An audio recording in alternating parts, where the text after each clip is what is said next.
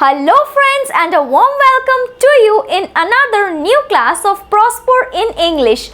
আজকে আমরা একটা খুবই ইজি টপিক নিয়ে পড়বো, সেটা হচ্ছে is, am, are। এই ওয়ার্ডসগুলোকে কিন্তু আমরা verbs বলে থাকি। এই ওয়ার্ডসগুলোকে সেন্টেন্সে কি করে ইউজ করতে হয় আর এই is, am, are কিভাবে একে অপরের থেকে ডিফারেন্ট, আজকে আমরা এই ক্লাসটায় সেটাই দেখব। সো আই এম সুস্মিতা, তোমরা দেখছো প্রসপার ইন ইংলিশ। চলো আজকের ক্লাসটা শুরু করা যাক।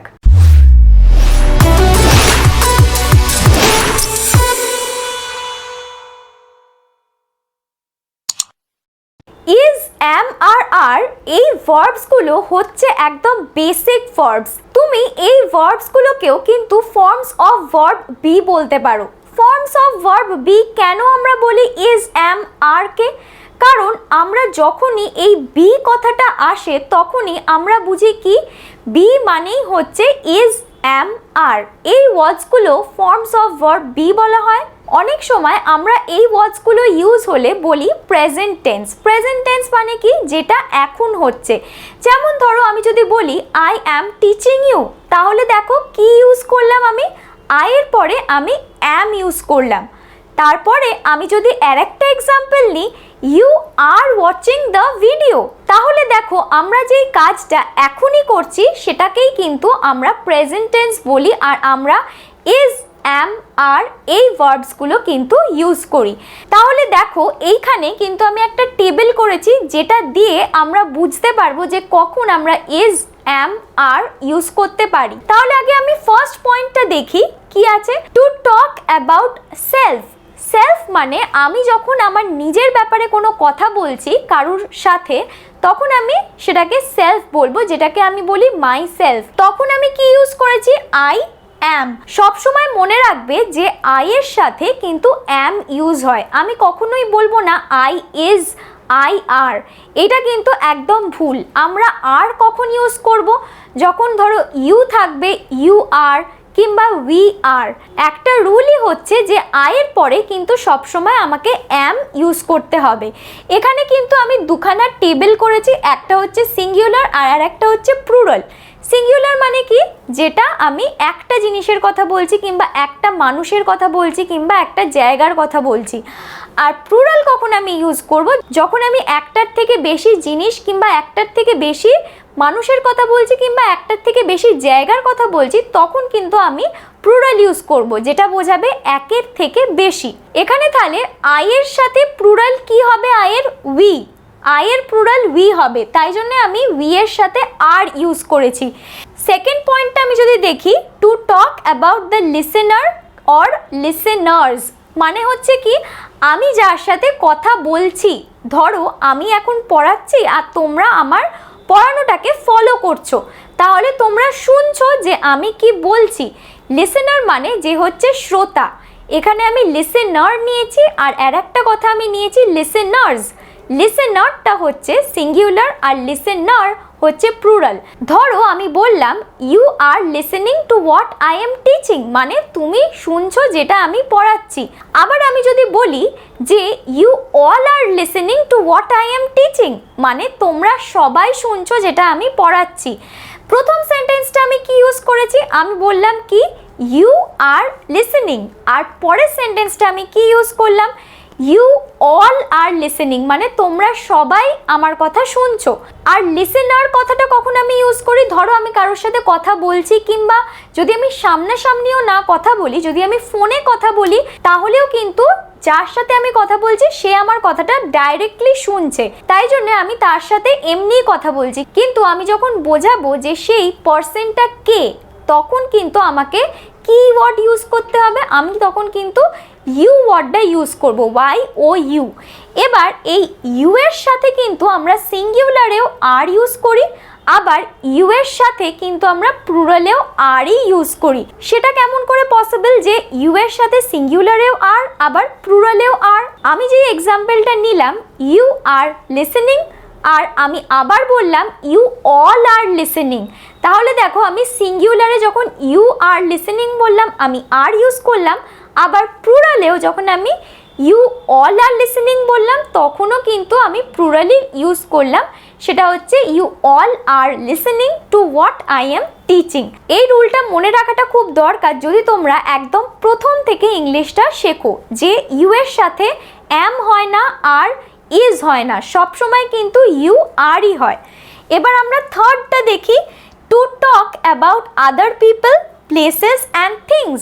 ধরো আমি তোমার সাথে অন্য কোনো জায়গার কথা বলছি কিংবা অন্য কোনো আমার কটা বন্ধুর কথা বলছি তোমাকে, যে আমার বন্ধুগুলো এরকম, আমি তাদের সাথে কোথাও গেছিলাম, তাহলে আমি তোমাকে কিন্তু তাদের ব্যাপারে বলছি কিংবা যে জায়গাটায় আমি গেছিলাম তার ব্যাপারে বলছি।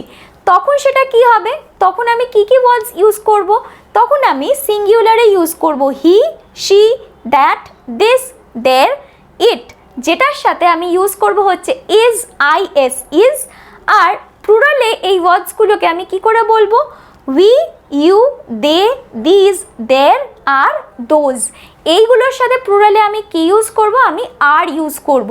এবার ধরো আমি যদি কটা এক্সাম্পল নিই, যেমন he is playing now, she is reading a book, that is a beautiful painting I saw yesterday, this is my pen আর দেয়ার।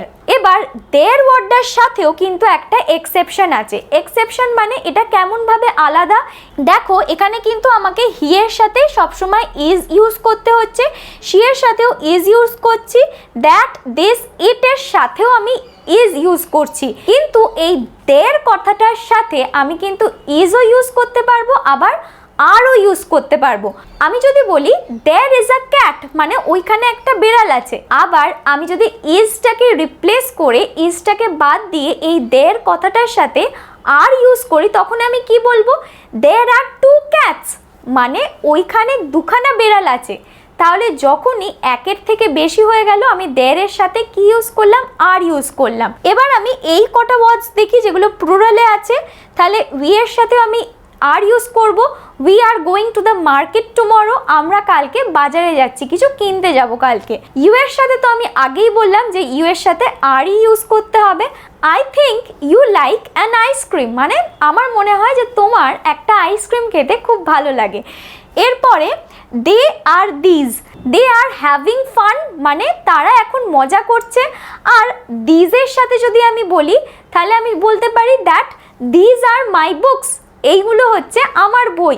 আর লাস্টে যেটা পড়ে রইল সেটা হচ্ছে দেয়ার আর দোজ, আমি বলতে পারি those boys who are playing are my brothers, মানে যেই ছেলেগুলো খেলছে ওখানে তারা আমার ভাই হয়। আর দেয়ারের কথা তো তোমাদের আমি আগেই বললাম যে দেয়ারটা আমরা সিঙ্গুলারে ইজ দিয়েও ইউজ করতে পারি, আবার দেয়ারটা আমরা প্লুরালে আর দিয়েও ইউজ করতে পারি। এবার একটা জিনিস কিন্তু মনে রাখা খুব দরকার, সেটা হচ্ছে এই দিস, দিজ, দ্যাট আর দোজ, আমরা দিস আর দিজ কখন ইউজ করি, আমরা T H I S this আর T H E S E these, এই দুটো কথা আমরা কখন ইউজ করি, যখন ধরো আমার কাছে কোনো জিনিস কিংবা কোনো পার্সন একদম আমার কাছে আসছে, আমার সামনে ঠিক একদম দাঁড়িয়ে আছে, তখন আমরা কিন্তু দিস কিংবা দিজ ইউজ করি। আর দিসটা কিন্তু সিঙ্গুলারে ইউজ করি, THIS, দিস ইজ।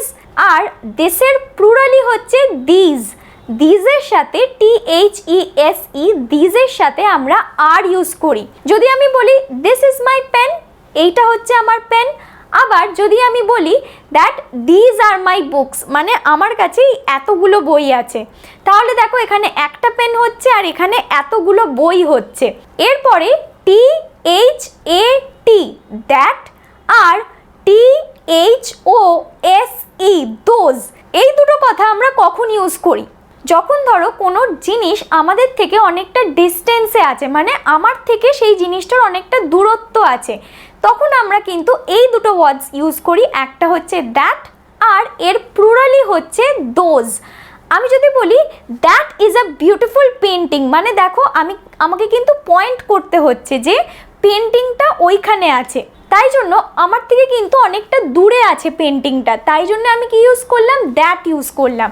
আর আমি যদি বলি who are those boys who have just come, মানে এই ছেলেগুলো কারা যারা এইমাত্র এলো, তাহলে কিন্তু আমি দেখো দোজের সাথে আর ইউজ করছি, আর ছেলেগুলো কিন্তু আমার থেকে অনেকটা দূরে দাঁড়িয়ে আছে যারা এসেছে।